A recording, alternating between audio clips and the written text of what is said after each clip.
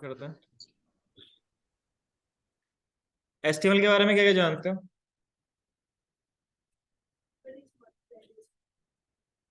आगे वो तो उसका फुल फॉर्म हो गया।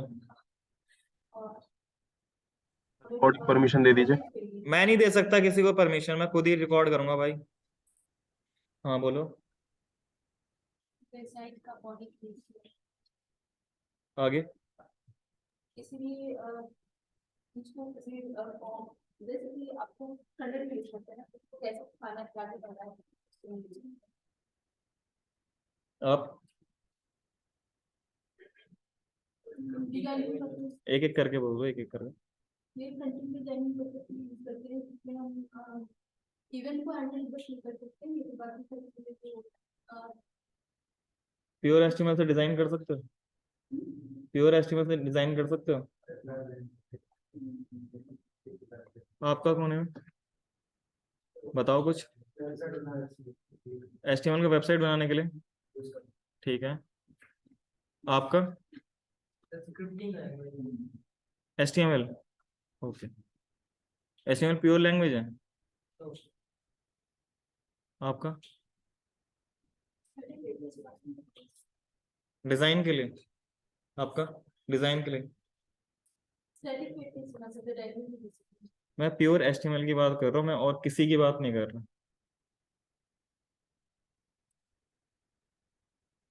छोड़ो। एचटीएमएल बेसिकली हम जस्ट लाइक एक एनालॉजी देता हूँ, जैसे आप क्या करते हो, घर बनाने के लिए बिल्डर के पास जाते हो ताकि वो आपको रॉ फॉर्मेट में आपको बता देता है आपके बिल्डिंग का स्ट्रक्चर कैसा होगा। ऐसी आपका वेबसाइट होता है, उसका मेन बिल्डिंग ब्लॉक या बोलूं जो स्ट्रक्चर होता है वो डिफाइन करता है एचटीएमएल। उसके अलावा और कुछ नहीं करता। कहाँ पे क्या चीज रखनी है बस वो बता देगा। उसके अलावा जब ऊपर से आप उसके ऊपर जैसे लाइक पेंटिंग कर रहे हो, जो भी चीजें एक्स्ट्रा कर रहे हो, वो चीज कहलाती है सीएसएस के थ्रू। वो डिजाइनिंग पार्ट होता है। और जो लास्ट पार्ट होता है डायनेमिक, वो करते हैं हम जेएस के थ्रू। प्रॉपर आप अगर आपको ओनली एचटीएमएल पेजेस बनाने हैं, उसमें कुछ चेंजेस नहीं करने हैं, तो आप स्टैटिक एचटीएमएल और सीएसएस की मदद से बना के रख दे सकते, बस और कुछ नहीं। नुकसान बस एक ही है कि अगर कल को चेंज करना पड़ गया तो आपको एचटीएमएल के अंदर कोड में जाके चेंज करना पड़ेगा। सीएसएस में भी चेंज करना पड़ सकता है। ठीक है, लेट्स से मैं एक वेबसाइट खोल लेता हूं। मैंने खोल लिया, कोई वेबसाइट खोल लो अमेजोन। अगर मैं इसको देखूं तो इसमें यूआई यूआई सब कुछ लगा हुआ है। मैं कंट्रोल यू करता हूँ, यहाँ पे आपको सबसे ज्यादा आपको टैग दिखेंगे। जस्ट लाइक आपके पास ऑल वाला है, मैं इसको क्लिक करके इस वाले को डिलीट कर देता हूँ तो ये गायब हो गया ऑल वाला पोर्शन। फ्रेश वाले को क्लिक करके पूरा सेक्शन उड़ा दिया। तो सीएसएस किस पे लगाओगे, डिजाइनिंग किस पे करोगे जब तक आपका एचटीएमएल का कोड नहीं लिखा होगा। बेसिकली एचटीएमएल का काम यही होता है कि वो बस ओनली एलिमेंट को रख देता है कि आपको कौन कौन से एलिमेंट को यूज करना है इन वेब पेज। उसके अलावा अगर आप उसके ऊपर सीएसएस करना चाहते हो तो भी आपको एलिमेंट की जरूरत पड़ेगी, नहीं तो आप उसमें कुछ भी यूज नहीं कर सकते। अगर आपको कल को जावास्क्रिप्ट भी यूज करना है ना, तो भी आपको एलिमेंट की जरूरत पड़ेगी या टैग की जरूरत पड़ेगी या एचटीएमएल के अंदर जो भी कोड होता है उसकी जरूरत पड़ेगी। अगर आप कल को एसईओ करने जाते हो तो भी आपको एचटीएमएल की जरूरत पड़ेगी। अगर ऊपर आपके पास टैब के ऊपर आपको एक छोटा सा आइकन सा दिखेगा, किसी भी वेबसाइट को खोलना, जो भी आपके पास टैब होता है उसके बगल में आपके पास एक लिखा हुआ आइटम होता है कुछ, उसके बगल में छोटा सा आइकन भी होता है। वो हूबहू जो होता है आपका, जो आपका लोगो होता है ना, उसका एक छोटा सा पार्ट होता है। वो भी आप एचटीएमएल की मदद से ही करोगे। तो कहने का मतलब है पूरा एंटायर वेब पेज का जो स्ट्रक्चर होता है वो डिफाइन करता है एचटीएमएल। ठीक है, किसी को कुछ पूछना हो तो पूछ सकते हो एचटीएमएल से रिलेटेड। HTML का मतलब हाइपर टेक्स्ट मार्कअप लैंग्वेज है, वो उसका फुल फॉर्म है। इस अर्ली 90s में आ गया था जब इंटरनेट आया था। इंटरनेट 90s में आया है, ठीक है। अगर इंटरनेट नहीं होता तो HTML भी नहीं होता, क्योंकि हमें HTML उस टाइम का, अगर याहू को आप खोल के देखोगे, कभी देख लो, कभी कहीं मिल जाए आपको, देखने को मिल जाए, तो उस टाइम के UI को देखना और आज के UI को देखना, जमीन आसमान का फर्क मिलेगा। ये भी एक उसका चेंजेस है। उस टाइम में बस ओनली एलिमेंट को रखने के लिए, शो करने के लिए हम HTML को यूज किया करते थे। हल्का फुल्का CSS भी यूज किया जाता था, ताकि उसको एलिमेंट को आप रख सकते हो। तो HTML का मेन काम यही होता है। अगर आप कोई भी वेबसाइट बना रहे हो, उसके ऊपर अगर आपको टेक्स्ट डालना है, टेक्स्ट लिखना है, ठीक है, किसी पे क्लिक करने पे नया पेज ओपन होना चाहिए, ये सारी फंक्शनैलिटी दो जगह से मिलेगी। एक आपको HTML से मिलेगी, दूसरा आपको JS से मिलेगा। अगर हर काम आप JS से करोगे तो HTML की जरूरत नहीं पड़ेगी। इंटरनली JS भी आपको टैग ही बना के देता है कभी कभार। अगर डॉम मैनिपुलेशन के बारे में पढ़ोगे, डॉम क्या करता है, उसका मेन काम यही होता है HTML के टैग के साथ खेलना, उसको डिलीट करना, उसको अपडेट करना, वही डायनामिक कहलाता है, ठीक है। तो ये सारी चीजें काम करता है HTML। अगर आपके पास HTML नहीं कोड लिखा हुआ तो भाई नहीं कर पाओगे उसके ऊपर। CSS कहाँ लिखोगे, JS कहाँ लिखोगे, ये भी पार्ट आता है। तो for layout in website HTML बहुत इंपॉर्टेंट पार्ट है। क्यों? अगर आप प्योर HTML लिख लोगे तो इजीली रेंडर होने में, मतलब दिखने में टाइम नहीं लगेगा। ये जो दिखेगा आपको, अगर प्योर HTML लिखा होगा इसके अंदर ओनली लेआउट पार्ट के लिए, तो रेंडर होने में टाइम नहीं लगता, मतलब शो होने में, पार्स होने में। क्योंकि वेब ब्राउजर में वो क्या करता है, एक एक लाइन को चेक करता है और तभी वो पार्स होता है, शो होता है, ठीक है ना। कोड 1 बाय 1 लाइन चेक किया जाता है, जैसा कोड उसे मिलेगा उस हिसाब से वो कोड को यहाँ पे शो होता है। CSS भी उसके ऊपर ही अप्लाई होता है, ठीक है। अगर वो नहीं होगा तो किस पे क्या करोगे, डॉम से करोगे, डॉम से हैवी हो जाता है। आपको जो यहाँ पे एक लाइन का कोड लिख रहे हो, वहां पे एक लाइन के कोड को आप 4-5 लाइन में लिखोगे, ठीक है। उसमें आपकी डिपेंडेंसी ज्यादा बढ़ जाएगी, इसीलिए हम डॉम मैनिपुलेशन से बचते हैं, ठीक है। तो ये सारी चीजें होती हैं, आगे पढ़ोगे HTML से और रिलेटेड एक्स्ट्रा। तो अब स्टार्ट करते हैं HTML के बारे में। HTML हमें पता चल गया कि लेआउट के लिए यूज होता है, सिंपल, और कुछ काम नहीं करता HTML। प्योर HTML से आप वेबसाइट नहीं बना सकते। अगर आप प्योर HTML से वेबसाइट बनाओगे तो वेबसाइट बहुत ही गंदा दिखेगा, कोई आपकी वेबसाइट विजिट ही नहीं करेगा। लेट्स सपोज करो कि प्योर HTML की मदद से आप Amazon की वेबसाइट खोल रहे हो, तो आप कभी भी उससे कोई प्रोडक्ट परचेस नहीं करोगे, ठीक है। तो प्योर HTML बेसिकली क्या होता है, हम सीखने के पर्पज से करते हैं, और ही बहुत सारी चीजें हमें यूज करनी होती है। जैसे कल को हमें एलिमेंट रखना पड़ेगा, कहीं पे आपको कुछ सेक्शन रखना पड़ेगा, तो वहां पे आपका HTML ही काम आता है, क्योंकि HTML फास्ट रेंडर करता है, ठीक है।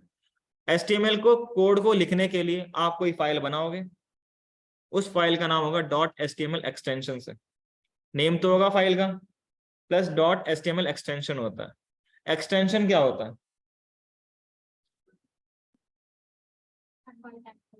क्यों यूज करते हैं एक्सटेंशन? क्यों, जरूरी थोड़ा है रन कराने के लिए, मेरे पे .png फाइल है। हाँ IT वालों बताओ, क्वेश्चन पूछ लिया इंटरव्यू में, तब क्या बोलोगे? लेट्स से मेरे पे .html फाइल नहीं है, सपोज txt फाइल है। उस txt फाइल का, उस txt एक्सटेंशन का मतलब क्या है? तो क्या करता है वो एक्सटेंशन, क्या बताता है आपको? कंप्यूटर को बताता है तो। क्या कंटेन किया हुआ है। और कुछ?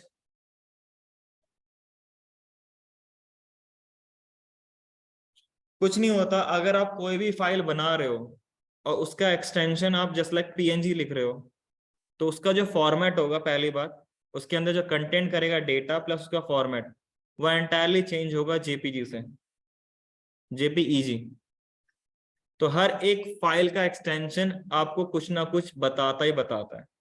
लेट्स से आप गए, आपने माइक्रोसॉफ्ट में docx नाम से आपने एक्सटेंशन बना लिया, डॉक नाम से। तो डॉक नाम से क्यों बनाता है? वो हमेशा आप जब भी आप कोई भी उसमें माइक्रोसॉफ्ट वर्ड में आप जाके कुछ लिखते हो तो डॉक ही क्यों बनाता हो? एडिट तो तुम पीडीएफ को भी कर सकते हो, उसका एक्सटेंशन है, वो बताता है कि इसके अंदर किस टाइप का कंटेंट रखा होगा, फॉर्मेट क्या होगा, और कुछ नहीं होता उसके अंदर। जितने भी आपके पास एक्सटेंशंस होते हैं यही बताते हैं। ऐसे ही आपका .html एक्सटेंशन होता है। अगर आपको इसके अंदर कोड लिखना है .html फाइल का, या फिर HTML का कोड लिखना है, तो आपको फाइल का नाम लिखना पड़ेगा .html, या दूसरा है .htm। ब्राउजर दो एक्सटेंशन सपोर्ट करता है, या तो HTML लिखो या तो HTM लिखो। ठीक है, आगे और चीजें, अगर मैं फाइल को ब्राउजर में रन करता हूं, पहली बात तो एक क्वेश्चन ये राइज होता है कि ब्राउजर में ही क्यों रन करता हूं, मैं बाकी जगह क्यों नहीं कर सकता .html फाइल को रन?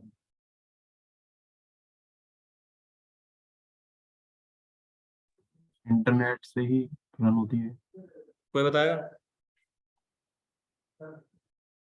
.html फाइल जो होता है आपके पास, एक्सटेंशन फाइल, जो जो ही फाइल है HTML का फाइल है, उसको हम ब्राउजर में ही रन करते हैं, और कहीं क्यों नहीं करते रन? सही बोल रहा है, और कहीं? जब कभी भी आप .html फाइल बनाते हो तो उसको रन करने के लिए आपको चाहिए होता है ब्राउजर, जिससे इंटरनेट को एक्सेस करते हो। ठीक है, अब अगर आपको उसको यूज करना है तो आपको ब्राउजर ही चाहिए होगा। क्यों? .html फाइल पार्ट्स जो होता है वो ब्राउजर के अंदर ही होता है, क्योंकि सारा कोड जो होता है .html फाइल के अंदर रीड करने का, राइट करने का, वो सब ब्राउजर के अंदर लिखा हुआ होता है, और इसीलिए कहीं पे और रन नहीं कर सकते। यही मेन, आप अगर पेड सॉफ्टवेयर यूज कर रहे हो तो आपको यूआई बगल में मिल जाएगा, यहां तक कि आपको VS कोड में भी यूआई दिख जाता है। ठीक है, वो एक्सटेंशंस होते हैं, लेकिन वो बेसिकली कंपैटिबल होते हैं ब्राउजर के साथ। ठीक है, उसकी फंक्शनैलिटी मिली हुई होती है। हम ज्यादातर जितने भी आप HTML कोड लिखोगे उसको ब्राउजर में ही रन करोगे, क्योंकि उसका कोड जो होता है, उसको पार्स करने का कोड होगा, वो ब्राउजर में लिखा हुआ होगा। HTML का अगर आपको कोड को रन करना है तो आपको चाहिए होगा एडिटर, या लिखने के लिए एडिटर चाहिए होगा। ठीक है, एडिटर आपका कुछ भी हो सकता है, आप नोटपैड यूज करो, नोटपैड++ यूज करो, VS कोड यूज करो, सबलाइम यूज करो, एटम यूज करो, PHP स्टॉर्म यूज करो, ड्रीम वीवर यूज करो, या वेब स्टॉर्म यूज करो, एक्लिप्स भी करता है शायद से।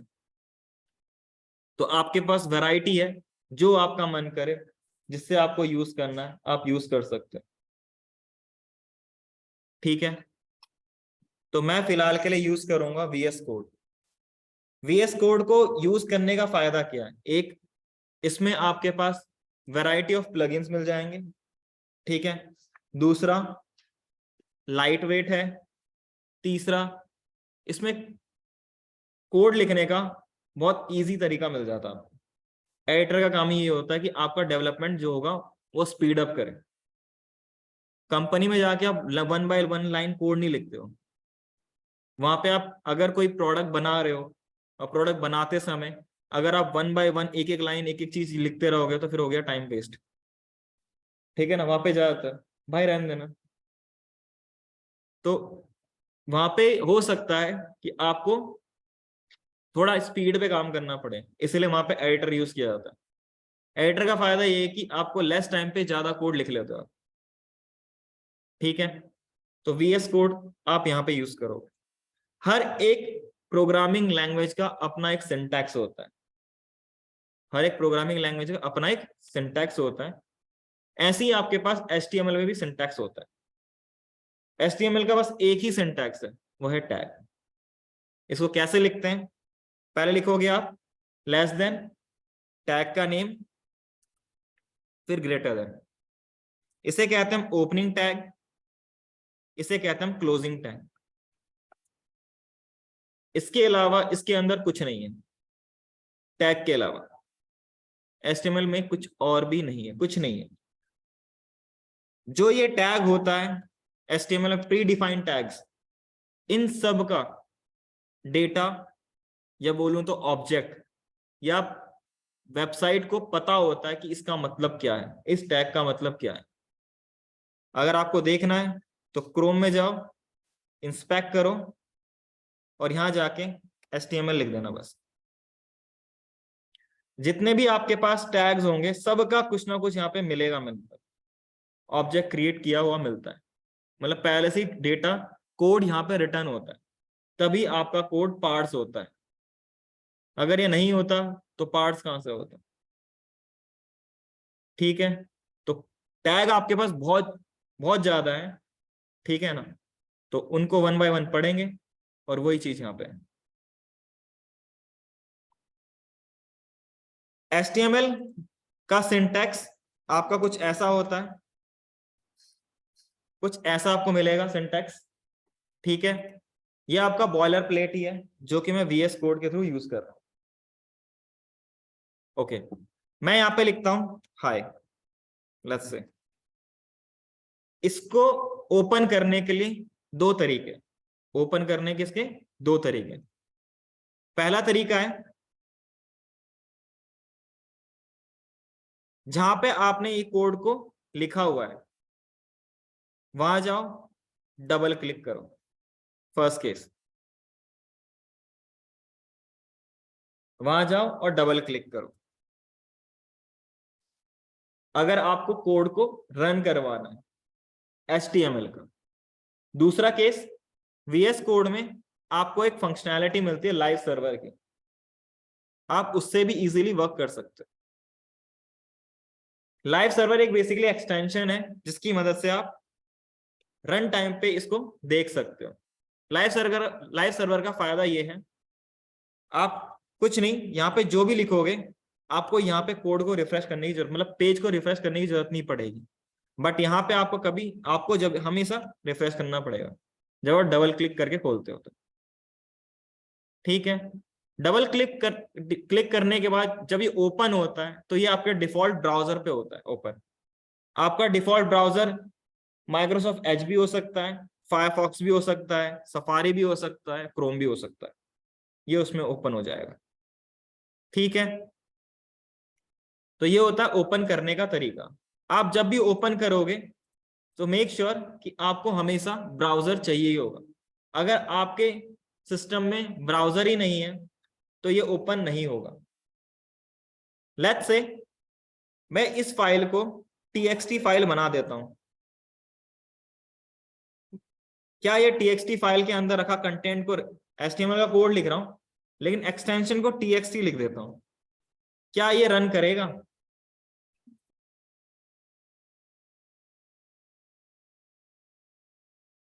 यहाँ पे इस पे डबल क्लिक कर लेते, या फिर इसे ओपन विथ,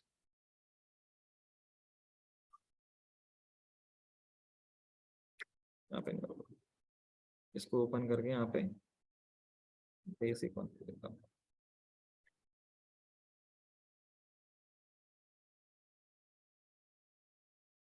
ठीक है, ब्राउजर देखता है कि .html नाम से कोई फाइल है कि नहीं है। अगर होगा तो ही इसके अंदर कंटेंट को रीड करेगा, नहीं तो वो बाय डिफॉल्ट सारा कोड होगा दिखा देगा ऐसे, ठीक है। तो ये बेसिकली काम करता है आपका ब्राउजर। जरूरी नहीं कि भाई ब्राउजर आपका only and only HTML file को ही दिखाता है, पार्ट्स करता है या उसका डेटा रीड करता है, वो JS का भी करता है, CSS का भी रीड करता है। अगर कल को आप PHP पढ़ रहे हो, JSP पढ़ रहे हो जो जावा के लिए होता है, उसका ही फाइल रीड करता है, ठीक है। आप Node.js में यूज करोगे तो वहां पर भी आपका फाइल रीड करेगा, EJS फाइल, ठीक है। बहुत सारे और फाइल्स हैं, बट नॉर्मल जैसे डॉक फाइल हो गया, PDF फाइल भी रीड करता है। तो कहने का मतलब है कि अगर जो इस ब्राउजर के साथ कंपैटिबल होगा वो उस हिसाब से उसको ओपन करके दे देगा। हम बाय डिफॉल्ट अभी बात करें HTML की, तो HTML के लिए आपको .html फाइल लिखना पड़ेगा दो एक्सटेंशन है, या तो आप HTML लिखो या तो STM लिखो, HTM सॉरी।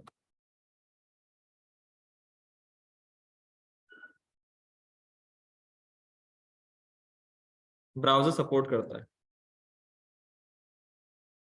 STM लिखो या HTML लिखो, बट बाय डिफॉल्ट हम HTML ही लिखेंगे, इसके अलावा और कुछ नहीं लिखेंगे।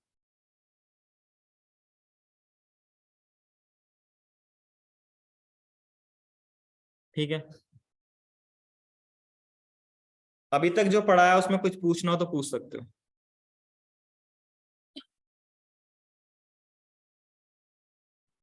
सर वो जो कोड पे चलें, आपने अभी लिखा था, किसी को कुछ पूछना हो तो पूछ सकते हो, नहीं तो आगे चलें।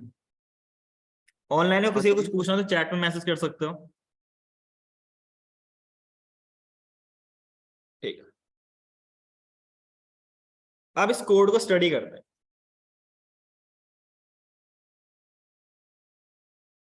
ये कोड क्या है, लाइन वन बाय वन। सबसे पहले ऊपर आता है डॉक टाइप HTML। ये क्या है, लेट्स से सपोज करो आपके पास अभी एंड्रॉयड का फोन है, 2006 में आया था एंड्रॉयड का फोन, है ना।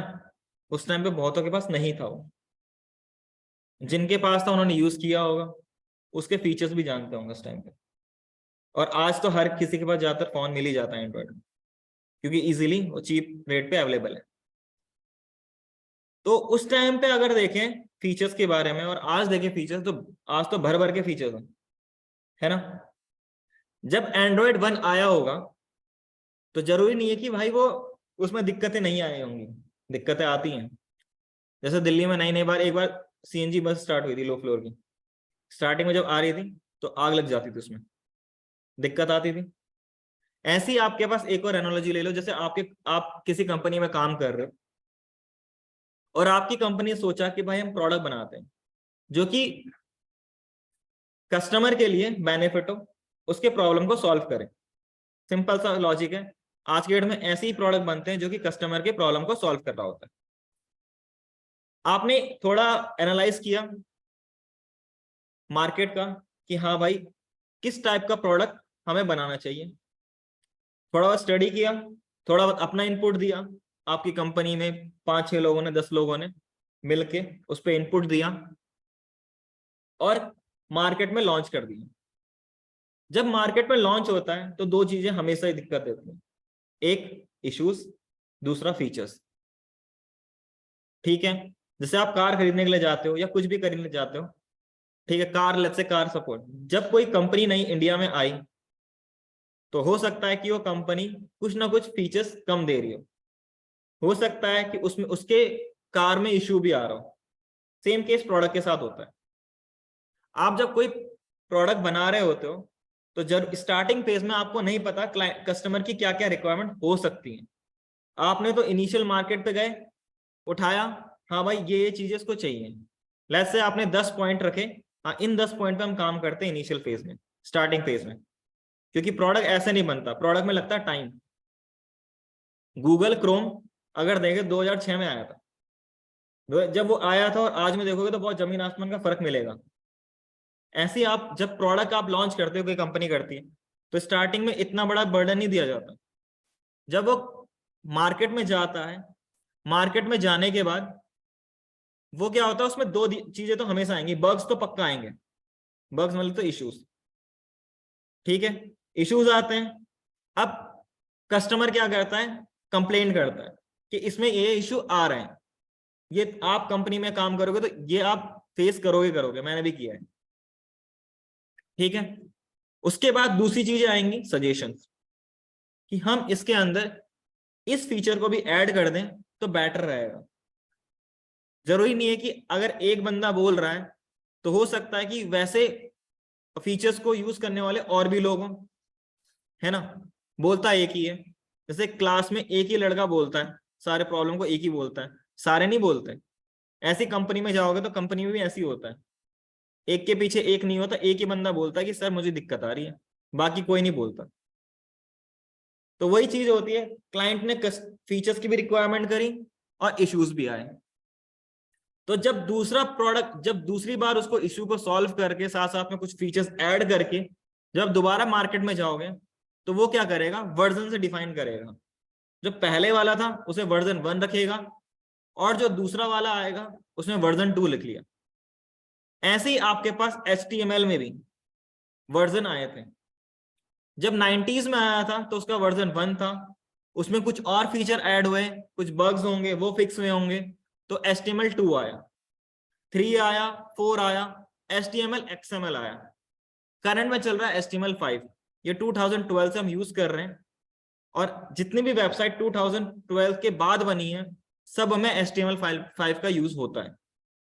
तो करंटली जो भी आप देखोगे वेबसाइट में, उसमें आप डॉक टाइप HTML को हमेशा ऊपर मिलेगा।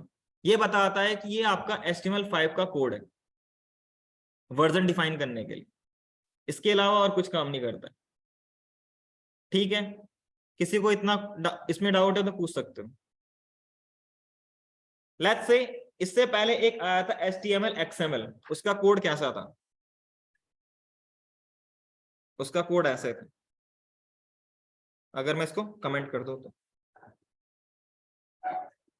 उसका कोड कुछ ऐसा लिखा था। इसका यूज आज भी होता है, ऐसा नहीं है नहीं होता। अगर मजेंटो के कोड को देखोगे तो ये पक्का मिलेगा ऐसा। मजेंटो के बारे में पता है? हाँ, वर्डप्रेस नहीं है लेकिन भाई वो। तो उसमें आपको ऐसा कुछ मिल जाएगा कोड। तो सिंपल सा मतलब ये है कि ये HTML XML का कोड है, और जो ऊपर वाला है ये HTML 5 का कोड है। बस इन दोनों में यही डिफरेंस है। अब बात करते हैं इसके और इंटरनल पे। आपके पास है HTML, ये इसका रूट एलिमेंट होता है या टैग बोल, जो अभी हमने टैग देखा था, ये प्री डिफाइंड टैग है और ये रूट टैग है।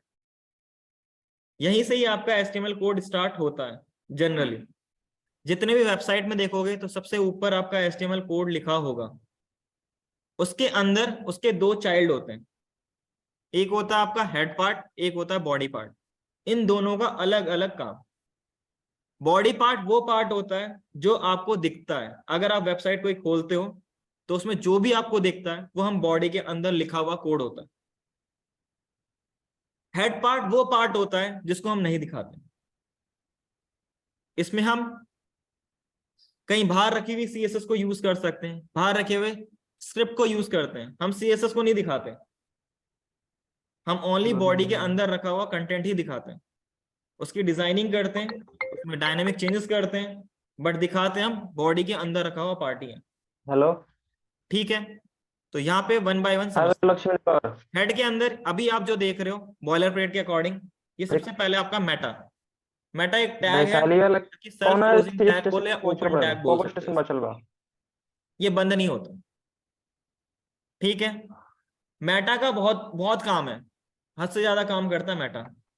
ठीक है, आपके आ गए। वेबसाइट के बारे में या आपके पेज के बारे में इंफॉर्मेशन बताने का काम मेटा का ही होता है। यहां तक कि अगर आप गूगल में कुछ करते हो, क्लिक करते हो, जैसे अमिताभ बच्चन लिखा है, कुछ भी लिख लिया, तो आपको एक वेबसाइट में वेबसाइट का नाम, उसका लोगो, उसका शॉर्ट डिस्क्रिप्शन जो दिखता है वो मेटा के थ्रू ही दिखता है ज्यादातर। ठीक है, तो मेटा के बहुत सारे काम है। अभी जो लिखा हुआ है उसको 1 बाय 1 पढ़ते हैं, फिर आगे बढ़ते हैं। सबसे पहले लिखा हुआ है मेटा कैरेक्टर सेट UTF-8।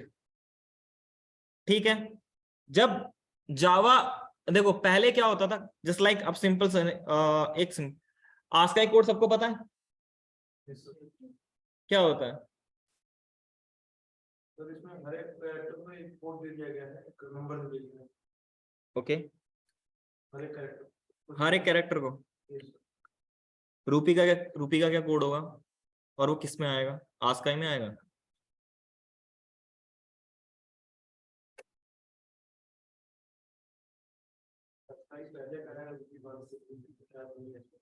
तो मैं आस्काई की बात कर रहा हूँ भाई, वो यूनिकोड में आता है। आस्काई कोड क्या होता है? जब कंप्यूटर बना था तो कंप्यूटर को बनाने वाले 2 ही लोग थे, या तो अमेरिकन्स या तो इंग्लैंड वाले, है ना। और वहां पे चलती थी इंग्लिश। तो उन्होंने जब कीबोर्ड बनाया था तो कीबोर्ड में जितने भी कैरेक्टर हैं, ABCDEFG, स्पेशल, सिंबल्स, 1 2 3 4, ये सारे कैरेक्टर ट्रीट होते हैं। तो जितने भी आपके पास ये कैरेक्टर थे उनको उसने आस्काई कोड में डिफाइन कर रखा था। अब क्यों भाई?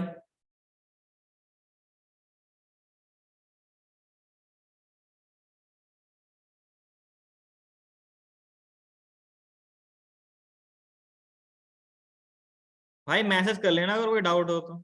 मैं यही कह सकता हूँ, मुझे आवाज नहीं आती।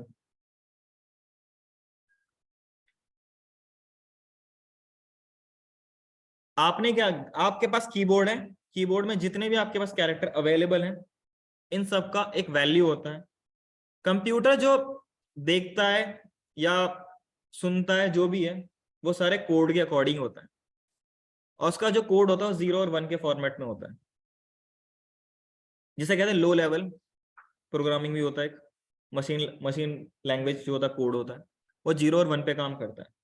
सी को हम इसी तरह से ट्रीट करते थे, जो सी लैंग्वेज होती थी हमारी। C++ को हम लो लेवल या हाई लेवल के बीच में रखते थे। जावा आपका हाई लेवल है। HTML को भी हाई लेवल पे ही ट्रीट कर सकते हो, इसमें आप ABCD लिख रहे हो, ठीक है। तो जब आप उस पे देखोगे तो वहां पे आपको वैल्यू बहुत अलग अलग मिलेंगी। स्मॉल A के लिए आपको मिल जाएगा 97, कैप्स के लिए मिल जाएगा 65। तो हर एक कैरेक्टर की अपनी एक वैल्यू थी, बट वो भाई only and only English alphabet के अकॉर्डिंग था, या थोड़े बहुत स्पेशल कैरेक्टर्स यूज कर लिए और न्यूमेरिक वैल्यूज यूज कर ली। बट नाउ अ डेज अगर आप देखोगे कहीं पे भी जाके वर्ल्ड वाइड अगर कोई वेबसाइट बन रही है तो उसमें उनके लैंग्वेज को भी यूज किया जाता है। मैं इंडिया की बात नहीं कर रहा, सऊदी अरेबिया में चले जाओ, फ्रांस में चले जाओ, जर्मनी में चले जाओ, तो वो अपने लैंग्वेज को ज्यादा सपोर्ट करते हैं। तो उनकी जो वेबसाइट बनती है वो उन्हीं के लैंग्वेज से ही सब कंपैटिबल होती है। तो वो कैसे होता है? जब जावा आया था, उसने जावा में कौन कौन कर रहा है? यूनिकोड पता है? यस सर, जावा सपोर्ट जावा स्काई नहीं सपोर्ट। क्या क्या कह रहे हो भाई?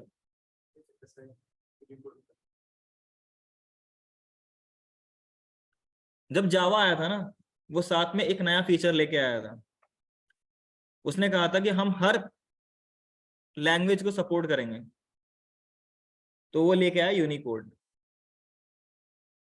अगर वो यूनिकोड लेके नहीं आता तो शायद से आज आप यहाँ पे अपना रूपी का सिंबल नहीं यूज कर पाते, कोई अपनी कंट्री का जो लैंग्वेज है उसको सपोर्ट नहीं कर पाता, हम हिंदी में वेबसाइट नहीं बना पाते। तो जावा जब आया था उसने बोला था यूनिकोड लेके आएंगे हम। यूनिकोड के अकॉर्डिंग जितने भी लैंग्वेज सपोर्ट करते हैं करंट में हैं उस टाइम पे थे, जो उनके पास नॉलेज में था, ऐसा नहीं कि उन्होंने अपडेट नहीं किया यूनिकोड को। तो जब आया था तो उसने जितने भी उस टाइम पे थे लैंग्वेज उन सबको उसने सपोर्ट दिया था। इसीलिए कीपैड फोन पे, क्योंकि कीपैड फोन पे जावा का सॉफ्टवेयर चलता था, जावा ऑपरेटिंग सिस्टम यूज होता था, है ना। तो उस टाइम पे वो हिंदी में भी लेटर टाइप कर लेते थे। वो इसलिए कर पाते थे क्योंकि वो यूनिकोड सपोर्ट करता था। तो आज के डेट में भी यूनिकोड सपोर्ट होता है और होता रहेगा, क्योंकि आपके पास मल्टीपल लैंग्वेज सपोर्ट करने के लिए आपको वेबसाइट बनानी पड़ती है। इंडिया, अगर लेट्स से मैं इंडिया में हूं, मेरे को पता है कि पूरे इंडिया में इंग्लिश हर किसी को पता है, और मुझे इंडिया से बाहर ही नहीं जाना, अपना बिजनेस इंडिया में ही रखना है, तो आप इंग्लिश में वेबसाइट बनाओ, कोई दिक्कत नहीं है। बट अगर आप बाहर जा रहे हो, अपने प्रोडक्ट को और मतलब अपने वेबसाइट को और आगे बढ़ा रहे हो या वर्ल्ड वाइड को बता रहे हो, तो आपको उनके रीजनल लैंग्वेज में भी आपको वेबसाइट को कन्वर्ट करना पड़ेगा, कंपैटिबल करना पड़ेगा, नहीं तो वहां आपके वेबसाइट नहीं काम कर पाएगा। अगर आप अमेजोन को देखोगे तो अमेजोन को देख लेना, उसने क्या कर रखा है, हर एक कंट्री के लिए अलग डोमेन परचेज कर रखा है उस कंट्री के नाम से, और उसकी कंट्री के हिसाब से उसने उसे साइट को कंपैटिबल कर रखा है। अगर वो नहीं करता तो उसके पास जो रीच आज के डेट में है वो नहीं होती। ठीक है, तो यूनिकोड का काम बेसिकली हर लैंग्वेज को सपोर्ट करने का था। अब यूनिकोड को आए हुए तो भाई 95 में आया था ना जावा, 95 में आया था ना, तो आज कितने साल हो गए, लगा लो 22 साल, तो 2000 से लगा लो 27 हो गए ना, 27 हो गए। अब भाई यूनिकोड में ऐसा तो नहीं है कि और ऐड नहीं हुए होंगे, और बहुत सारे कैरेक्टर ऐड हुए होंगे, तो हम उसे डिस्टिंग्विश कैसे करेंगे, उसे अलग कैसे करेंगे, उसको बताने के लिए हम कैरेक्टर सेट यूज करते हैं। और कैरेक्टर सेट के अंदर भी आपको बहुत सारी कैटेगरी दी गई है, तो जो UTF-8 है वो भी एक कैटेगरी है, वो कैरेक्टर सेट का। ठीक है, किसी को डाउट कुछ पूछना तो पूछ सकते हैं,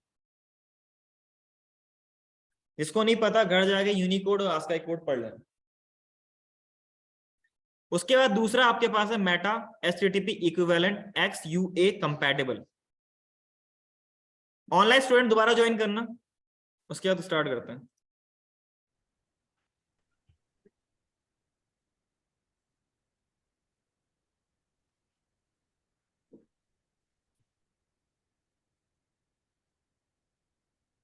जो दूसरा वाला पार्ट है HTTP इक्विवेलेंट, ये बेसिकली क्या है, ये कंपैटिबिलिटी के लिए कर रखा है आपका एज के साथ। एज के साथ बहुत सारी दिक्कतें आती हैं, माइक्रोसॉफ्ट एज वो भी एक ब्राउजर है ना, उसमें इश्यूज आते हैं, तो कंपैटिबिलिटी के लिए और कुछ नहीं है। तीसरा है व्यू पोर्ट, ये बेसिकली आपका रेस्पॉन्सिवनेस के लिए यूज किया जाता है। जब आप रेस्पॉन्सिव वेबसाइट बनाओगे तो इसको पक्का लिखते हो, ठीक है। लास्ट वन इज टाइटल, जो आप टैब के ऊपर दिखता है ना आपको, वो टाइटल होता है, ठीक है। लेट्स से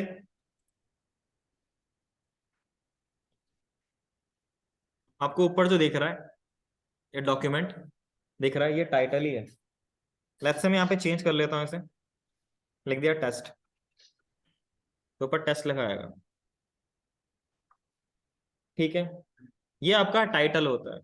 ये हेड पार्ट में दो है, इसमें से एक पार्ट ये है जो आपको दिखता है, दूसरा पार्ट वो है फेव आइकन, जो बगल में यूनिवर्स वाला आइकन दिख रहा है आपको, वेब वाला, इसको हम चेंज कर सकते हैं, ठीक है। जैसे आपको यहाँ कोने में आपको दिख रहा है व्हाट्सएप वाला, ऐसे हम चेंज कर सकते हैं, ठीक है। हमारा मेनली काम बॉडी से रहता है। अगर आप SEO कर रहे हो या फिर अपनी जैसे अब क्या काम करता है हेड के अंदर रखा हुआ कोड, क्या कर सकते हैं हम। लेट्स से आपने क्या किया, आपने अपना प्रोडक्ट बना लिया, आपने प्रोडक्ट को लॉन्च भी कर लिया, मतलब वेबसाइट पे डाल दिया, लाइव कर दिया सर्वर पे। भाई आपकी रीच नहीं आ पा रही, भाई दुनिया को पता ही नहीं आपकी कोई वेबसाइट है। या तो एक काम करो, हर किसी के घर पे जाओ, बताओ भाई कि मेरी वेबसाइट है, यहाँ से ले लेना, या अपने दोस्तों को शेयर करो, सॉर्ट ऑफ। दूसरा तरीका SEO करो। SEO से ये फायदा रहता है कि आपकी जो विजिबिलिटी होती है बहुत जल्दी बढ़ जाती है एज कंपेयर टू नॉर्मल, अगर आप मैनुअली कर रहे हो। इसलिए SEO जो मैंने वो होता है आपके पास, उसका भी अलग डिपार्टमेंट होता है डिजिटल मार्केटिंग का। अगर आप SEO वाले के पास जाओगे, बोलोगे भाई मेरी वेबसाइट है, इसको इसमें SEO कर दो, तो उसमें कुछ पॉइंट्स वो देता है हमेशा। पहला, वो बोलेगा आपकी जो वेबसाइट है उसका जो URL है उसको गूगल में इंडेक्स करो। गूगल को बताओ भाई 1.2 बिलियन भाई वेबसाइट्स हैं, गूगल के पास इतना टाइम नहीं है कि वो आपके पास आके देखेगा कि भाई आपकी वेबसाइट लाइव है कि नहीं है। हर रोज कितनी वेबसाइट लाइव होती है, कितनी वेबसाइट बंद होती है, ठीक है। तो गूगल को बताना पड़ता है, तो उसके लिए इंडेक्स करवाते हो आप। जब आप इंडेक्स करवा लेते हो तो गूगल क्या करता है, आपके पूरे वेबसाइट का पूरा एक क्लोन बना के अपने डेटाबेस में सेव कर लेता है। तभी तो भाई उसका सर्च तगड़ा जल्दी आ जाता है ना। उसके बाद वो क्या करेगा, अब आपका बॉडी पार्ट ही बहुत बड़ा हो सकता है। अभी तो आपको कुछ नहीं दिख रहा है इसके अंदर, कल को आप वेबसाइट बनाओगे तो बॉडी पार्ट जो होगा उसमें जो लाइन ऑफ कोड होगा वो 1000, 10,000, 20,000 भी जा सकता है, जितना बहुत बहुत बड़ा हो सकता है। ऐसे ही आपका हेड पार्ट भी हो सकता है, मतलब आपका पूरा वेबसाइट जो आपका पेज हो बहुत बड़ा हो सकता है। और गूगल के पास है 1.2 billion, let's say 1.2 billion index हो रखे हैं वेबसाइट गूगल के अंदर। किसी ने लिखा सैमसंग, किसी ने लिखा विराट कोहली, किसी ने कुछ लिखा, और आपके वेबसाइट पे ये सारे हैं, आपने वहां पे लिख रखा है इनके बारे में। Let's say blog management system बना रहे हो आप, तो भाई आपकी वेबसाइट ऊपर कैसे दिखेगी? बहुत सारी वेबसाइट है जहां पे विराट कोहली हो सकता है, सैमसंग हो सकता है, ठीक है, क्रिकेट हो सकता है, आईसीसी हो सकता है, सीबीआई हो सकता है, सब लिखा होगा, ठीक है। तो गूगल करता क्या है, वो आपके हेड पार्ट को सबसे पहले क्रॉल करता है जिस टाइम पे वो कोई सर्च करता है। नहीं तो बॉडी पार्ट कितना बड़ा है, इतना टाइम उसके पास इतना है नहीं। और आपकी आपकी जो वेबसाइट होगी वो जरूरी नहीं है कि भाई उसमें एक ही पेज होगा, उसमें 1,000 पेज भी हो सकते हैं, उसमें 10,000 के पेज भी हो सकते हैं, क्योंकि आपको दिखता एक पार्ट है। जस्ट लाइक मैं फेसबुक का एक एग्जांपल ले लेता हूं, आपको वो पार्ट दिखता है जो आप नॉर्मली देखते हो, आपको ये नहीं पता उसके अंदर और कितने पेजेस होंगे। उसका एडमिनिस्ट्रेटर का अलग होगा, उसका एसईओ वाले का अलग होगा, सब कुछ अलग होगा। आप फेसबुक में अलग से पेज ही बनाते हो, तो कहने का मतलब है एक पेज नहीं होता, उसके अंदर बहुत सारे मल्टीपल पेजेस हैं। तो आप ही के अगर लेट से 1,000 पेज हो और वेबसाइट उसको क्रॉल करना हो, तो इतना टाइम किसी के पास नहीं। वो आपके पास हेड पार्ट को देखेगा। हेड पार्ट में दो तीन चीजें हमेशा होती हैं, एक होता है टाइटल, एक होता है Meta name, Meta description, Meta keyword. जब भी आपका एसईओ वाला आप एसईओ कराओगे तो हमेशा ये चीज पक्का बोलेगा कि अपनी वेबसाइट में हेड के अंदर Meta name, Meta keyword, Meta title डालो, क्योंकि वहीं से वो क्रॉल करता है। क्रॉल करके उसका एक सर्च इंजन ऑप्टिमाइज जो भी है उसका कोड लिखा हुआ होता है, वो ओनली इसी मेटास को उठाता है, उसके नेम वाले को उठाएगा। इसलिए यहाँ पे आपका कैरेक्टर सेट लिखा, वहां पे नेम लिखा रहता है, उसके अंदर जो डेटा लिखा होगा वो उसी को उठा के इंडेक्स करेगा। उसके बाद ये चेक करेगा कि ये जो कोड, ये जो डेटा है, ये किसी दूसरे वेबसाइट से कॉपी तो नहीं हो रखा, ये भी देखता है। इसीलिए कंटेंट राइटर की जरूरत पड़ती है, नहीं तो उनकी जरूरत नहीं पड़ती। कॉपी पेस्ट हर कोई कर लेता है। हर एक वेबसाइट में अलग अपना एक कंटेंट होता है, तो इसीलिए यूज करते हैं। तो मैं हेड के अंदर सबसे ज्यादा काम जो होता है मेटास का होता है, फिर लिंकिंग का होता है। आप लिंक करते हो, सीएसएस फाइल लिंक करते हो, जेएस फाइल लिंक करते हो, वो सारी चीजें।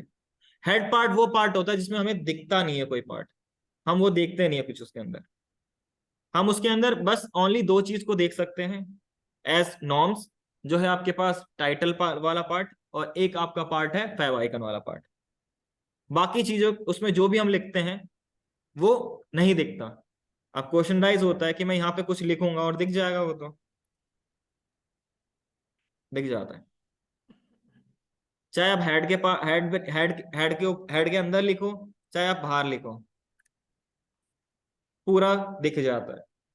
बट ये बैड प्रैक्टिस कहलाता है। किसी भी वेबसाइट को खोल के देखना, जो बॉडी के अंदर लिखा हुआ टैग होता है वो कभी भी टाइटल के हेड के अंदर नहीं लिखा होता।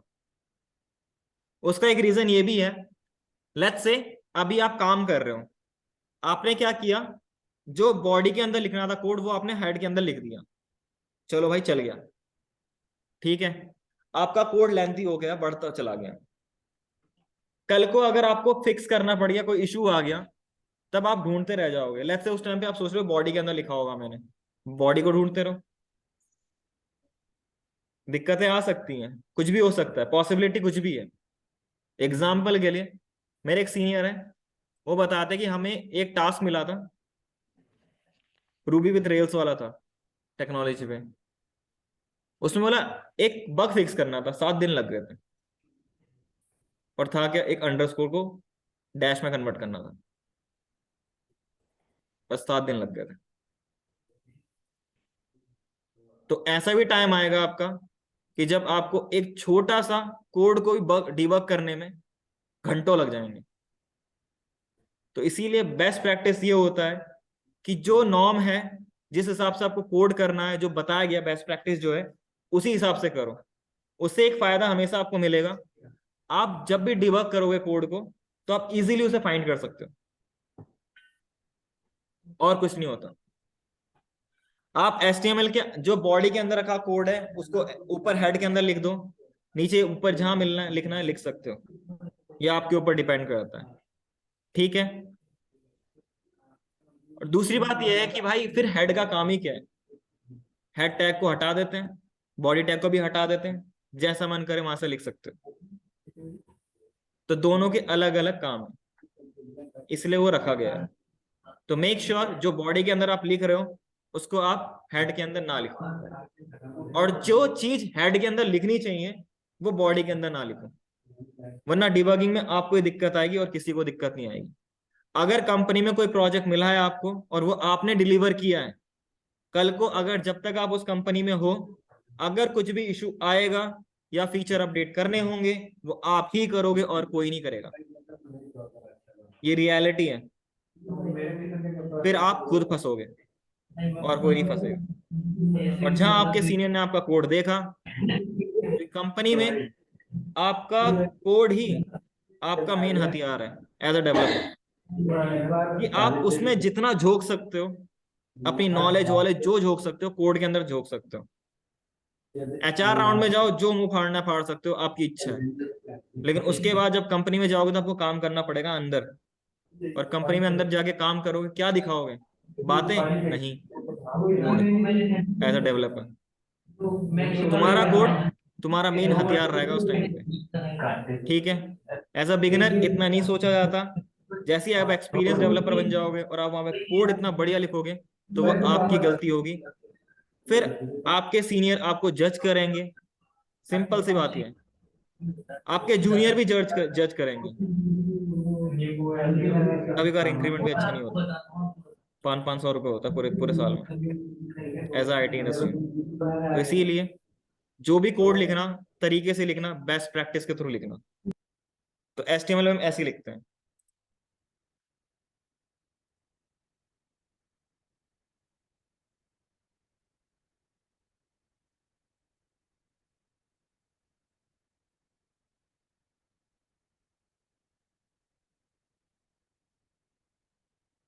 ठीक है। अब बॉडी वाला पार्ट वो होता है जो हमें दिखता है पार्ट। तो इसमें सबसे पहला जो पार्ट हम देखते हैं वो अभी है हेडिंग वाला, H1, जिसे हम हेडिंग टैग कहते हैं। हेडिंग टैग आपके पास 6 होते हैं, H1 से लेके H6 तक।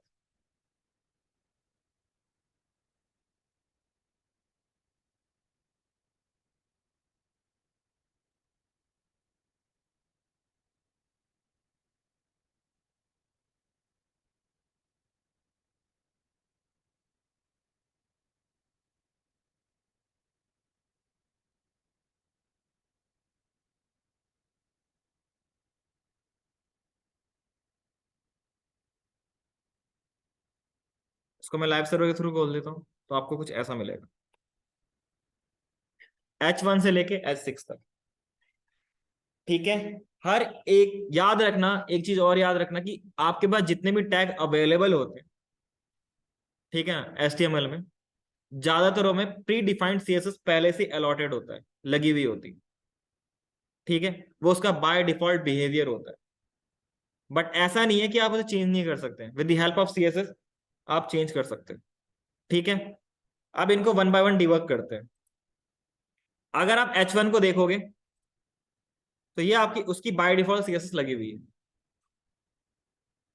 इसमें इसका फॉन्ट साइज है 2 EM, 1 EM बराबर 16 पिक्सल होता है। ठीक है। तो ये जो H1 है उसका 32 पिक्सल का अभी फॉन्ट साइज है। दूसरा इसका font weight, thickness of font आप देखोगे तो इसका फॉन्ट वेट भी बोल्ड है, मतलब अराउंड 900 के आसपास। जो वैल्यू दी जाती है वो 100 से लेके 900 तक होती है। 100, 200, 300, 400, 500, 600, 700, 800, 900, फिर होता है बोल्ड, बोल्डर और लाइटर। तो इसमें बोल्ड है। ऐसे ही आप जाओगे, जितने भी आप हेडिंग के टैग्स अवेलेबल हैं उन सब में बोल्ड तो लगा ही होता है, बट उनके फॉन्ट साइज में डिक्रीज होता है। अगर H1 यूज करोगे तो सबसे ज्यादा फॉन्ट साइज मिलेगा, H6 लोगे तो सबसे कम आपको फॉन्ट साइज मिलेगा। ठीक है। इंस्पेक्ट करके देख लो, इसमें आपका 1.5 हो गया,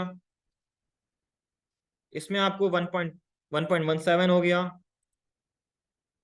आपके पास 1.13 हो गया, 1.16 हो गया, और आपका 0.67 हो गया। साथ में कुछ मार्जिन और पैडिंग ये भी मिलता है इसको, बेसिकली मार्जिन। आगे हेडिंग टैग की एक खूबी है, वो क्या है? पहला, अगर आप इसे होवर करोगे तो लेफ्ट टू राइट पूरा स्पेस ऑक्यूपाई करता है। ये अगर इसके अंदर आप सिंगल एच भी लिखोगे तब भी ये लेफ्ट टू राइट पूरा स्पेस ऑक्यूपाई करेगा और किसी दूसरे कंटेंट को इसके अंदर आने नहीं देगा। एग्जाम्पल के तौर पे देख लेते हैं। मैंने क्या किया, बस इतना ही लिखा और इसके पीछे यहाँ पे कुछ और लिख दिया।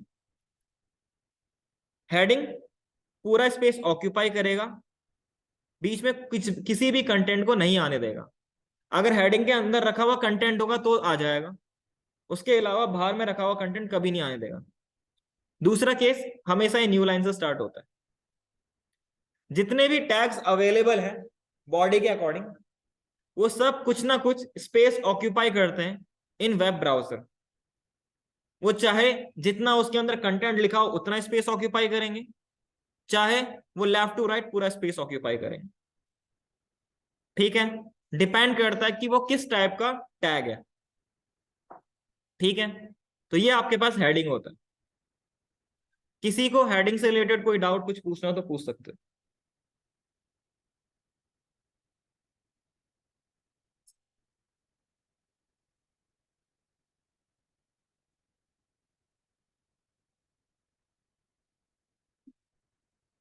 पूछना है किसी को? फिर वो डिस्प्ले फ्लो बताऊंगा, वो अलग टॉपिक है।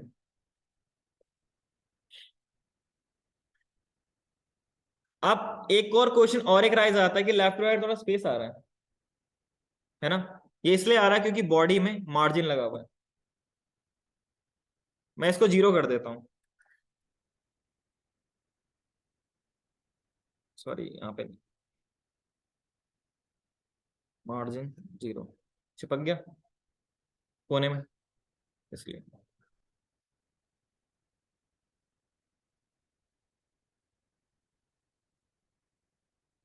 कौन सा कोड?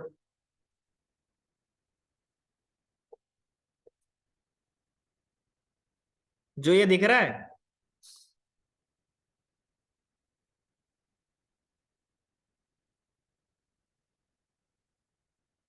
कुछ नहीं करना, राइट क्लिक करना है, इंस्पेक्ट करना है, आपको ये प्रॉम्प्ट दिख जाएगा। इसमें एलिमेंट वाला प्रॉम्प्ट होता है, इसमें दिख जाएगा आपको सारा कोड। ओके, इसके बाद दूसरा आपके पास आता है, वो पार्ट है आपका पैराग्राफ का। आपने देखा होगा हेडिंग तो होती होती है, साथ में आपके पास कंटेंट लिखा होता है, वो आपका पैराग्राफ टैग होता है, पी टैग जिसे कहते हैं। इसके अंदर जो भी हम लिखेंगे वो आप नॉर्मली यहाँ पे देख सकते हो।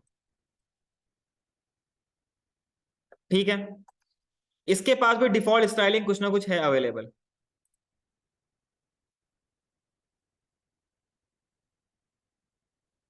ठीक है, अभी इसके पास जो फॉन्ट साइज होता है बाय डिफॉल्ट 16 पिक्सल होता है, जो कि एक ब्राउजर में बाय डिफॉल्ट सेट होता है।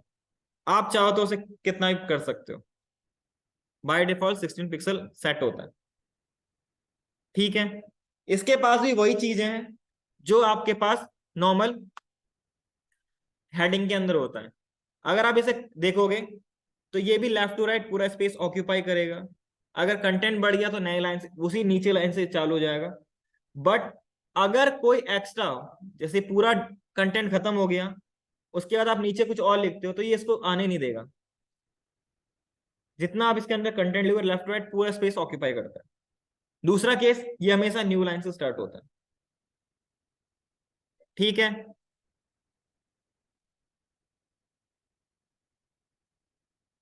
बताऊंगा भाई, अभी पहले जितना बता रहा हूं उतना समझ लो।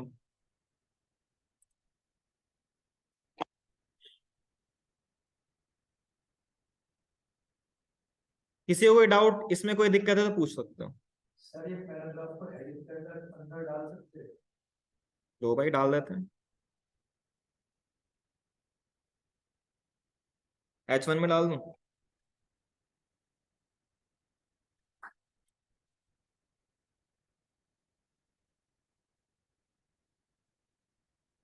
अब इसको इंस्पेक्ट करके देखो,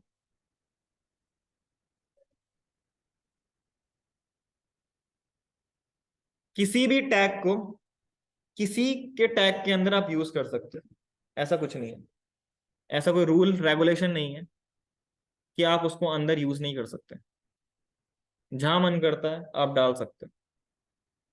ठीक है, नेस्टेड कर सकते हो। इतने में किसी को डाउट कुछ पूछना हो तो पूछ सकते हो, अगर किसी को ये टैग को लिखना है तो लिख सकते हो, नहीं तो आगे बढ़े, ऑनलाइन में आगे बढ़े सब।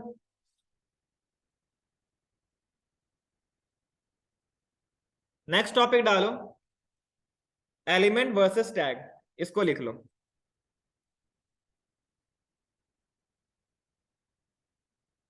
वर्सेस टैग, बस लिख लो टॉपिक को, जो जो मैं टॉपिक बता रहा हूं इसको लिख लो, घर जाके और स्टडी कर लेना। ठीक है, बाय डिफॉल्ट बिहेवियर है और कुछ नहीं है, जो कि VS को प्रोवाइड कर देता है।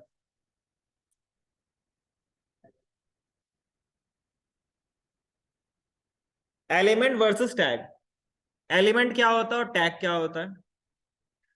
देखो नॉर्मल आप जो भी HTML के अंदर आप लिखोगे ओपनिंग और क्लोजिंग करके, वो टैग ही कहलाते हैं। बट अगर उसको एलिमेंट होना है तो उसमें दो कंडीशंस होती हैं।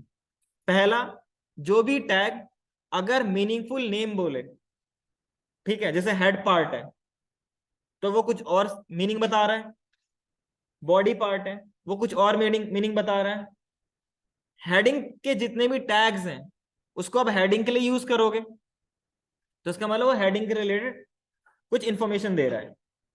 पैराग्राफ ओनली पैराग्राफ से रिलेटेड दे रहा है, तो मेनली काम क्या, अगर आप हेडिंग को यूज करोगे तो वो हेडिंग से रिलेटेड ही काम करोगे। तो एलिमेंट कहता है कि भाई अगर कोई भी टैग एलिमेंट होगा तो पहली बात जो टैग नेम होगा वो हमेशा कुछ ना कुछ मीनिंगफुल नाम बताएगा। दूसरा केस, उसके अंदर आप नेस्टेड टैग को यूज कर सकते हो, जैसे कि आपका यहाँ पे हेड पार्ट है, हेड के अंदर आप बहुत सारे और भी टैग यूज कर रहे हो, तो मैं हेड को एज ए एलिमेंट ट्रीट कर सकता हूं। ठीक है, किसी को कोई डाउट कुछ पूछना हो तो पूछ सकते हो।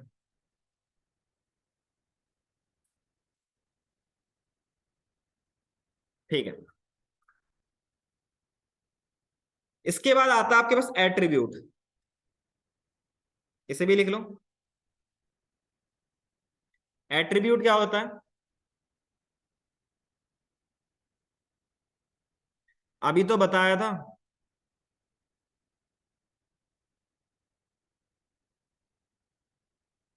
एलिमेंट कुछ नहीं, आपके पास जो भी टैग होगा अगर उसका नेम जो होगा, टैग का नेम अगर वो कुछ मीनिंगफुल वर्ड मीनिंग बताए तो वो आपका एलिमेंट कहलाता है।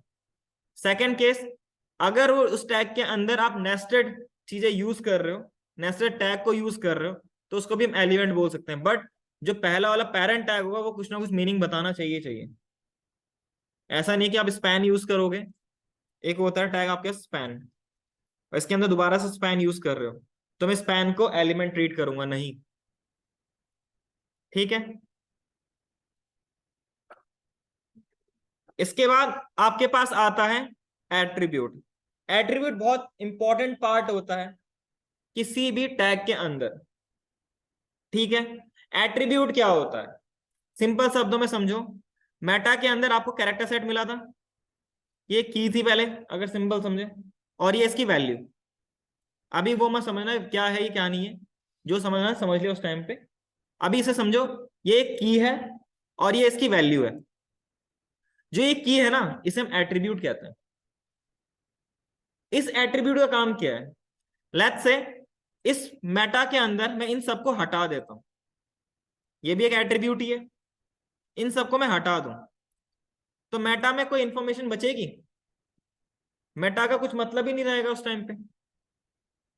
अगर मैं एट्रीब्यूट को ना लिखूं तो मेटा तो सब सेम ही है, वो अलग अलग काम कैसे करेगा फिर? तो बेसिकली जितने भी आपके पास टैग अवेलेबल होंगे उसके अंदर एट्रीब्यूट्स का काम ये होता है कि उसके बारे में एक्स्ट्रा इंफॉर्मेशन देना। ठीक है, वो करंटली क्या काम कर सकता है या करेगा, वो आपका एट्रीब्यूट कहलाता है। एचटीएमएल टैग के अंदर वैरायटी ऑफ एट्रीब्यूट यूज होते हैं और आप करोगे, ठीक है ना? तो ये आपके पास एट्रीब्यूट है। किसी को एट्रीब्यूट से रिलेटेड कोई डाउट कुछ पूछना हो तो पूछ सकते हो।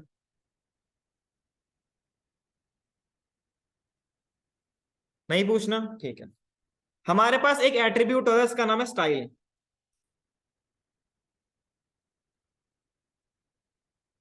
इसका यूज आप जितने भी बॉडी के अंदर आप टैग यूज करोगे उन सब में होता ही होता है, बाय डिफॉल्ट है। स्टाइल का काम बेसिकली होता है सीएसएस में रखे हुए प्रॉपर्टीज को यूज करना।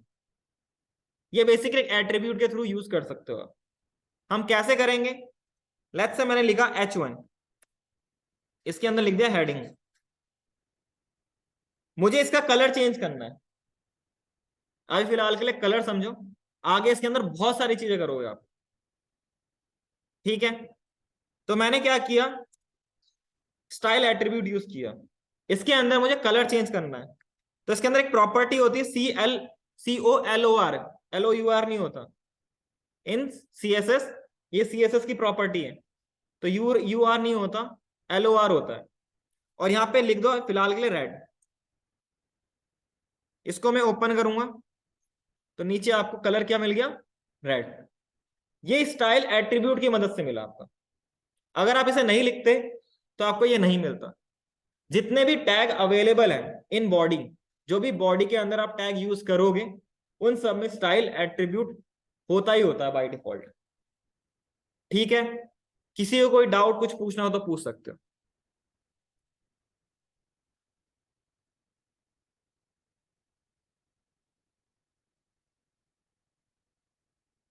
नहीं पूछना? ठीक है। इसके बाद नेक्स्ट टॉपिक आता है कमेंट। टॉपिक लिख लो कमेंट। HTML के अंदर हम कमेंट को क्यों यूज करते हैं? जितने भी लैंग्वेजेस होते हैं, कोई भी लैंग्वेज आप पढ़ रहे हो उन सब में कमेंट होता ही होता है। कमेंट का काम क्या होता है? एक एनालॉजी समझो। लेट्स से आप किसी कंपनी में काम कर रहे हो, आप किसी डिपार्टमेंट पे हो कंपनी में, और वहां पे 10 लोग हैं। 10 लोगों के पास अपना अपना काम दे रखा है, टास्क 1, टास्क 2, टास्क 3, टास्क 4, और आपका एक TL है जो कि जब भी आप पूरा टास्क पूरा परफॉर्म कर लोगे तो फिर क्या होगा, वो सारे टास्क को एक साथ मर्ज करेगा ताकि वो एक प्रोडक्ट बना सके।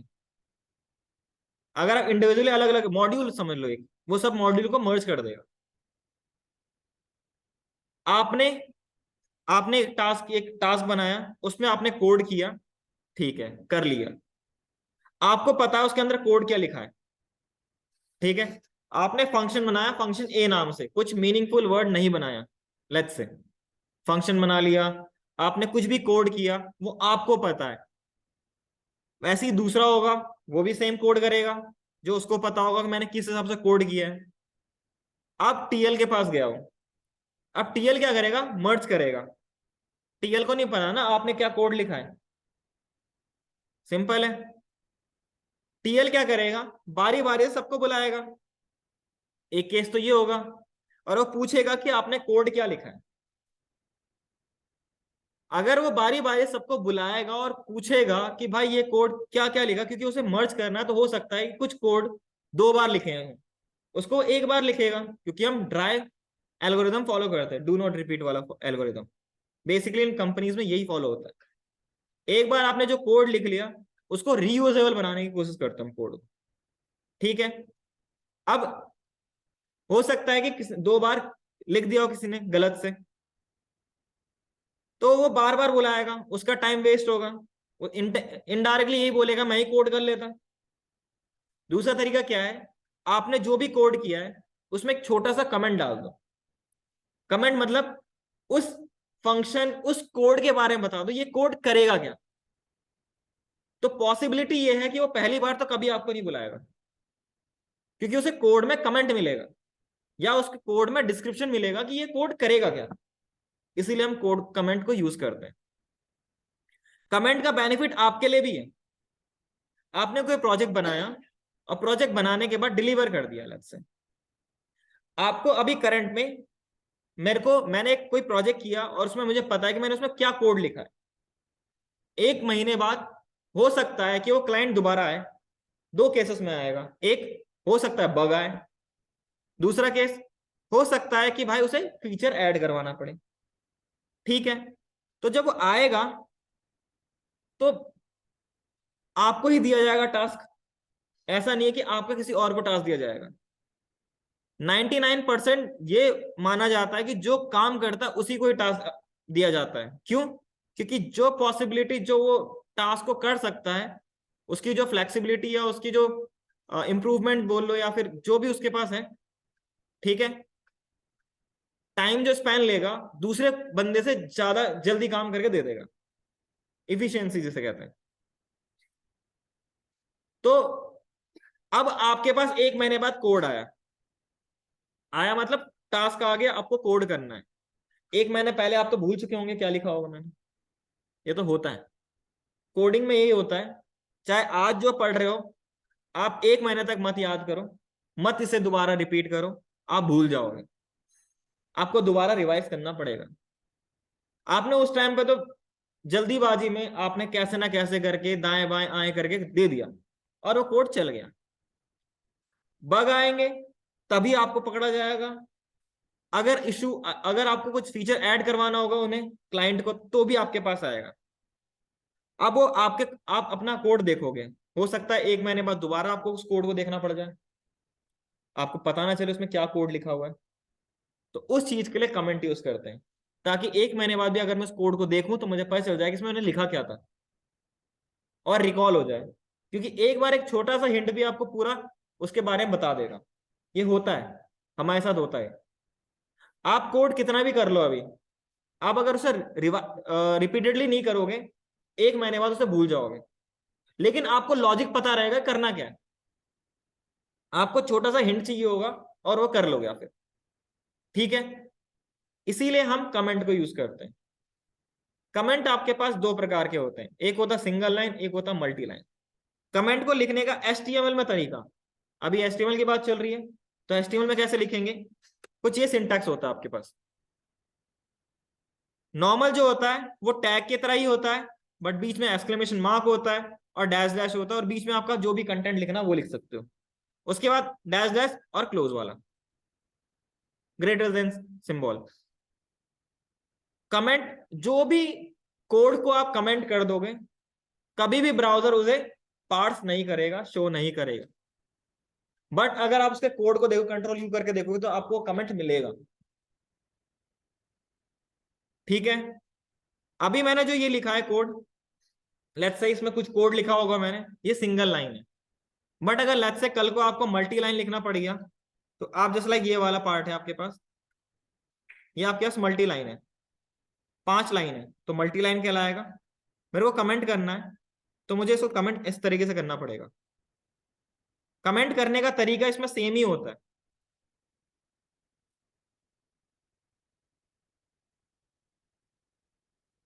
तो ये आपके पास होता है कमेंट, सिंगल लाइन और मल्टी लाइन।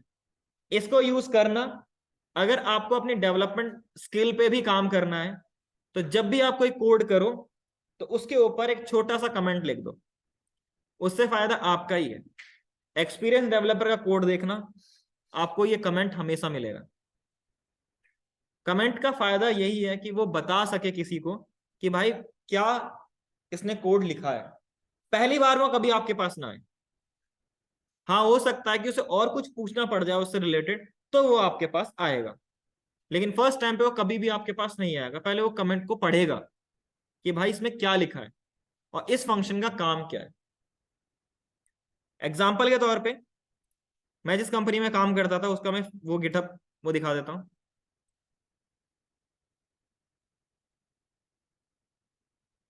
गिटहब के बारे में सबको तो पता है ना।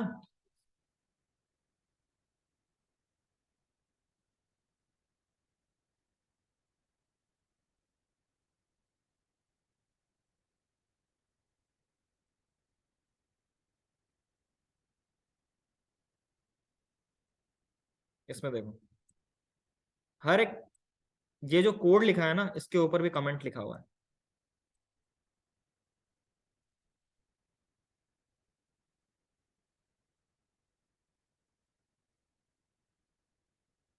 इससे ये फायदा रहता है कि कल को अगर कोई आएगा तो इसमें क्या लिखा हुआ है, ये पैराम ये वाला यूज करेगा, पैरामीटर ये गेट लेगा, और ये वाला वो रिटर्न करेगा। ठीक है, क्या काम करेगा, स्टोर करने के लिए काम करता है। एक सिंपल से एनालॉजी के तौर पे बता रहा हूँ।